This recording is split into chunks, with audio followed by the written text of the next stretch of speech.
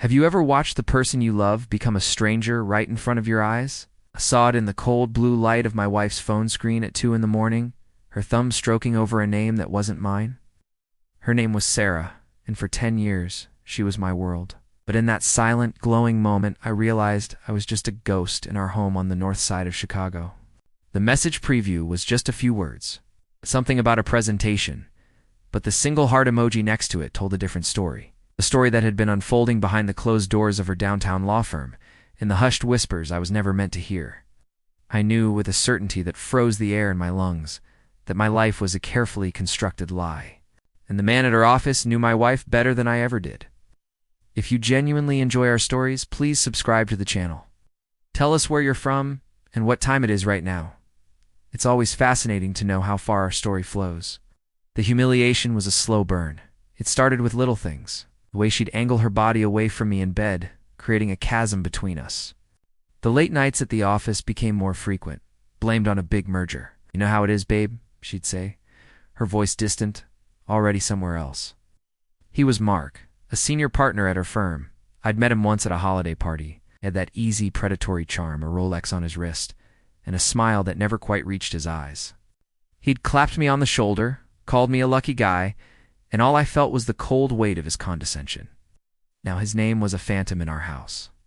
A text notification would flash on her locked phone, and she'd snatch it up, her fingers flying across the screen with a speed she never used for me. Receipts from expensive restaurants I'd never been to, places on Rush Street where a dinner for two cost more than our weekly groceries, started appearing in the trash. When I'd ask, she'd wave it off. Client dinner? You know the drill. She became a master of manipulation, turning my questions back on me. "Why are you so insecure all of a sudden?" she'd ask, her eyes cold, analytical. "Are you checking up on me? After everything we've been through, you don't trust me?" She made me feel small, paranoid.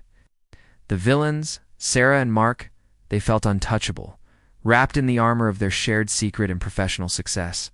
They were living a vibrant, thrilling life in the high-rises of the Loop, while I was just the guy waiting at home, the boring, predictable husband. The emotional break came on a rainy Tuesday. I'd found a hotel key card in the pocket of her coat, the Peninsula, a place we could never afford. I drove there, my hands shaking on the steering wheel, and sat in the parking garage across the street. I watched them walk out together, laughing. He put his hand on the small of her back, a gesture so intimate, so proprietary, it shattered what was left of my heart. I sat there for an hour, the rain blurring the city lights, and I just broke. The sobs came out raw and ugly, the sound of a man drowning. But as the tears dried, something else took their place, a cold, hard clarity. The grief curdled into a quiet, calculated rage. I wasn't going to be a victim. I was going to be a strategist. For the next 3 months, I became a ghost. I hired a private investigator, a grizzled ex-cop who knew the city's dirty secrets, gave me everything.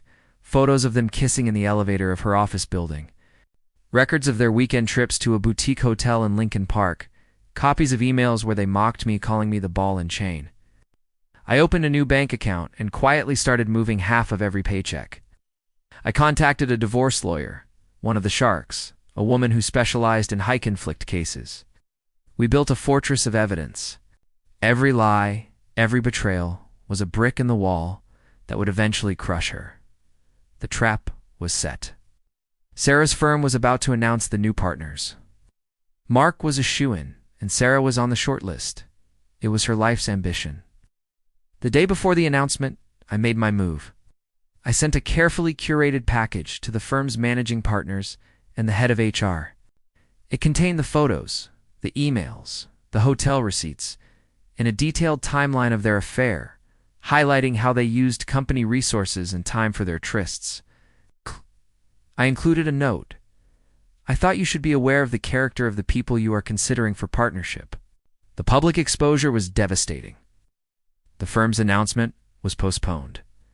An internal investigation was launched. Mark was fired immediately for violating the company's code of conduct. Sarah wasn't just denied the partnership. She was suspended. Her reputation in Chicago's tight-knit legal community destroyed overnight. I served her with divorce papers the same day. In the mediation room, She was a shell of the arrogant woman she'd been. Her face was pale, her eyes hollow. The lawyer I'd hired was brutal, using the infidelity clause in our prenup to leave her with almost nothing. She lost her job, her lover, her reputation, and her home. She was completely, utterly ruined. The last time I saw her, she was packing her things into a small U-Haul, her designer clothes in trash bags. She didn't look at me. She couldn't. There was nothing left to say.